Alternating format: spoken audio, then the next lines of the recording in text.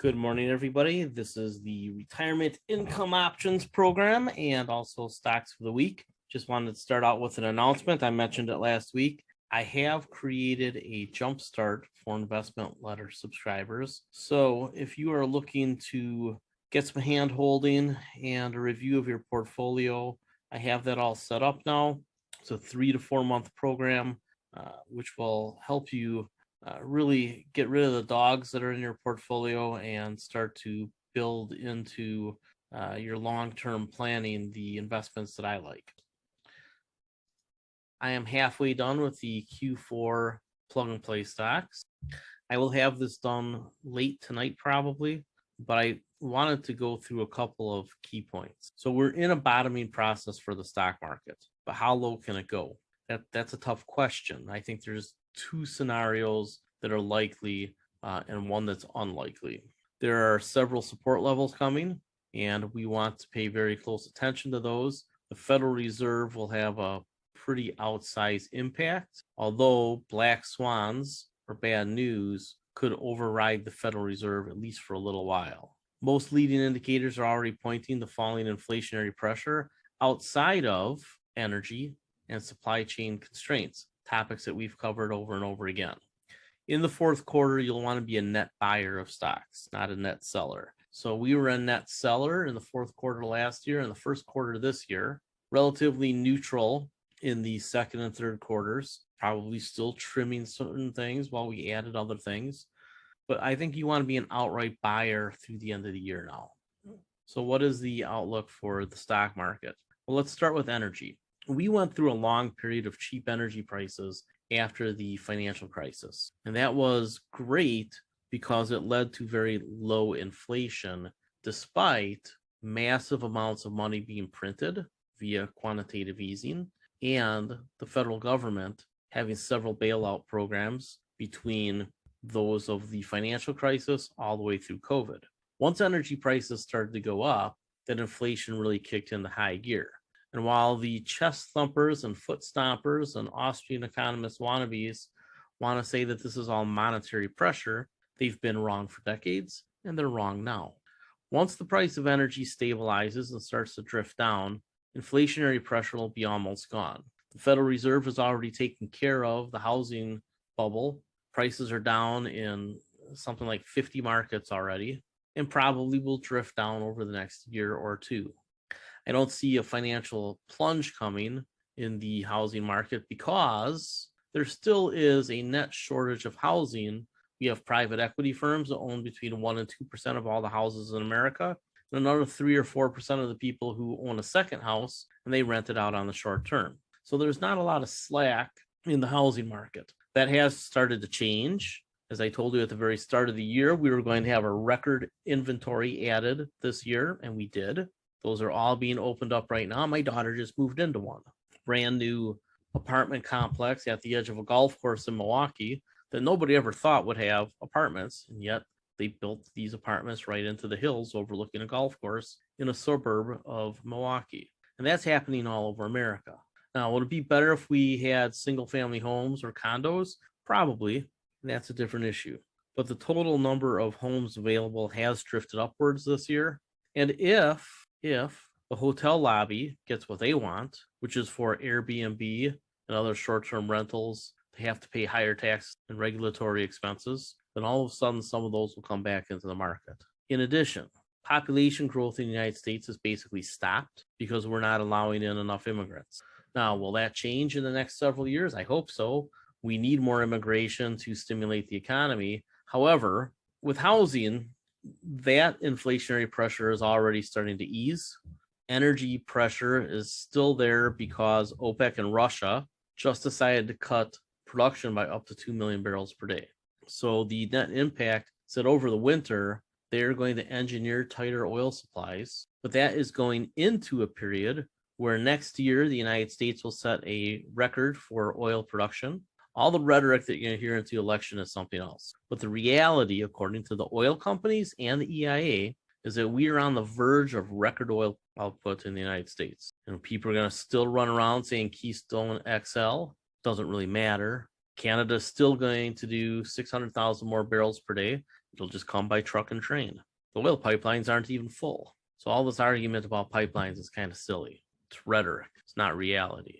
High oil prices is a short-term squeeze that Russia and OPEC are engineering right now. So this is what the future of oil looks like. Very simple. We have slowly falling oil demand due to EV penetration by the late 2020s. And that will accelerate into the 2030s as oil burning cars come off the market and EVs dominate new car sales. We're going to have a firm oil supply as panic pumping comes just in the next few years.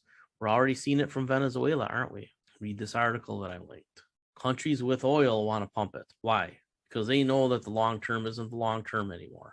Venezuela's first, Libya's going to come, Angola, Algeria, Nigeria. They're all going to pump as much as they can. Now, as the export markets dry up a little bit, they'll just burn more at home. And that's not great for the environment, but again, it's a short-term thing. Because as solar and battery storage becomes cheaper and cheaper, which it is, it's already down 90% in the last decade. It'll probably go down another 50% in the next decade. The technology is there. The materials are there. All we need to do is set up more manufacturing, and that's already happening because countries like Germany today, and I told you this was coming months and months ago, are backing the energy transition. Germany said they'd back the bonds necessary to do it. They don't want to rely on Russia anymore. They really don't want to rely on OPEC anymore. They don't even want to rely on us. They want to be energy independent. Solar and batteries, other forms of alternative energy are the way to do it. All you have to do is finance the transition. We know, according to FERC, the United States Federal Energy Regulatory Commission, we know that there's enough solar energy in the pipeline right now for development to provide 80% of American electricity. As our electricity use goes up, which is more efficient than burning fuels, we are going to see more and more solar developed, a little bit more wind. Not much more we can do with the rivers, but there are a couple of big things that you might see from the Columbia and Mississippi and their tributary systems. It's becoming clear from the Mississippi water levels that they need to probably build a lock system 100 or 200 miles up from the Gulf of Mexico. And that'll probably be an announcement that you see, I'd say, before the next presidential election, probably. It'll at least be discussed. Did you know that it's become hard to transport goods along the Mississippi River because the water is so low? And yet we have rising water levels in many of the lakes, including the Great Lakes. So this is a management issue. Of course, once the Arctic is completely melted and that water stops coming down through Canada, which is what's happening through all those tributary systems and all the river systems, then we have a different big problem. And preserving the water in the Mississippi from spilling into the ocean probably is a good idea even then.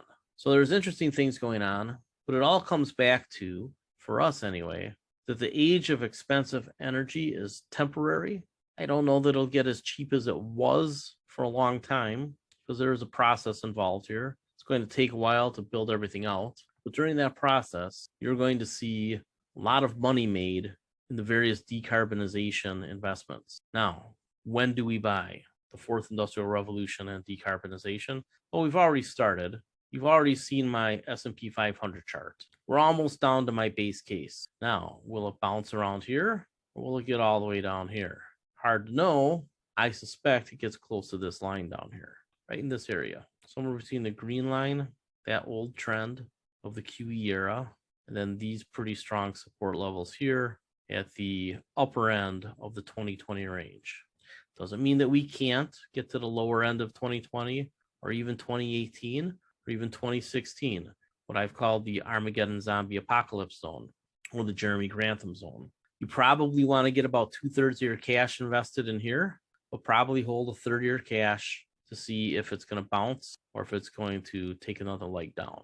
I think this requires a black swan or a Fed policy mistake. Both are possible. There's another index called the Value Line Geometric Index. You should take a look at it someday. I explain it here. It's an equal weight index and essentially is measuring median price movements on a daily basis for 1,700 stocks in the US and Canada. For a long, long time, it was range bound. First in here, broke out after the dot-com crash, has been up in here.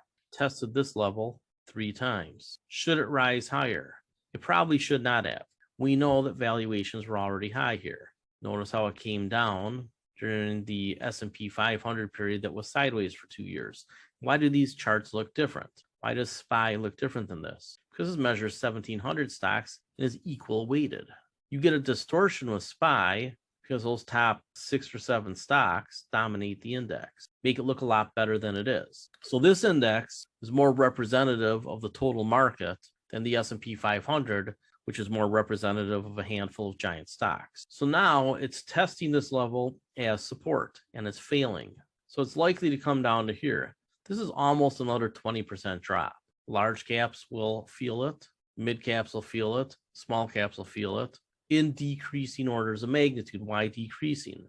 Because the small caps and mid caps are already beat up. So you're going to see the largest 400 or 500 companies, maybe 600, fall the most. A lot of the small caps that we invest in aren't in this index. They're already way down here somewhere. So once this gets down to about this level, this seems to be a pretty strong support level here from 2016, which is a period that I've talked about over and over and over again. 2016 being the ultimate support of the market.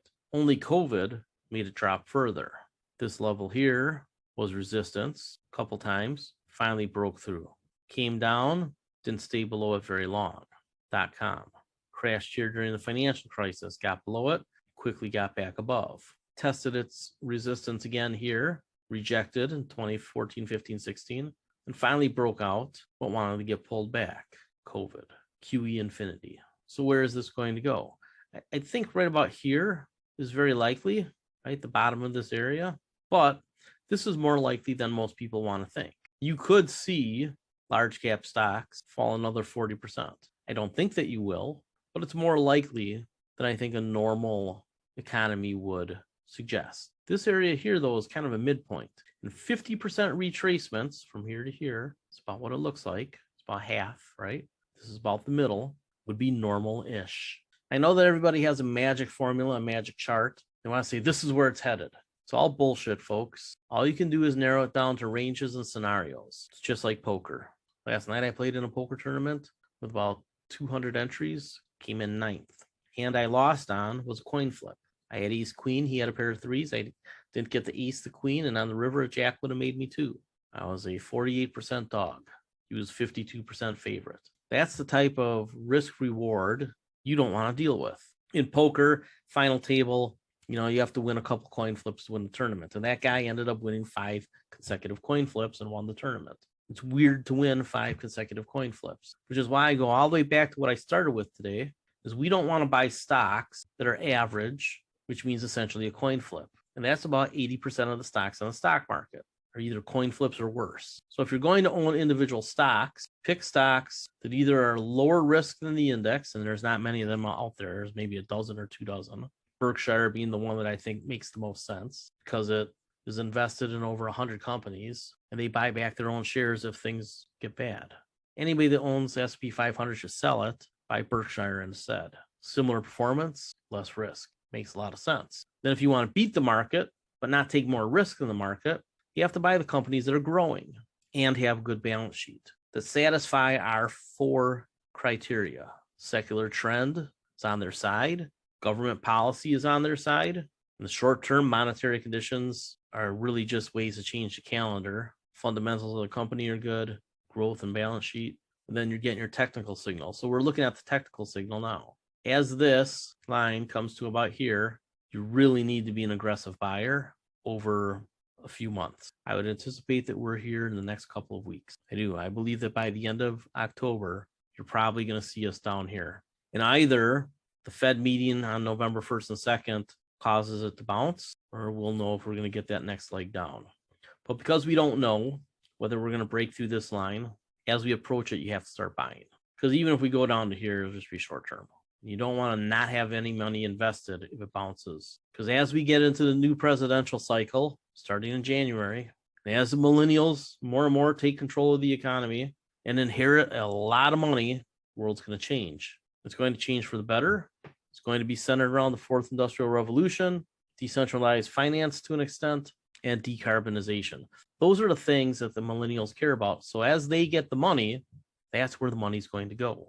Take a look at the front page of my website. Global asset allocation, sustainable growth, retirement income, and inheritance investing. I've already had conversations with people who are in their 70s and 80s saying, hey, I'm never going to spend this money. How should I invest it for my kids and my grandkids? People who are millionaires think like that. And I want you to think like that. I want you to grow your portfolio.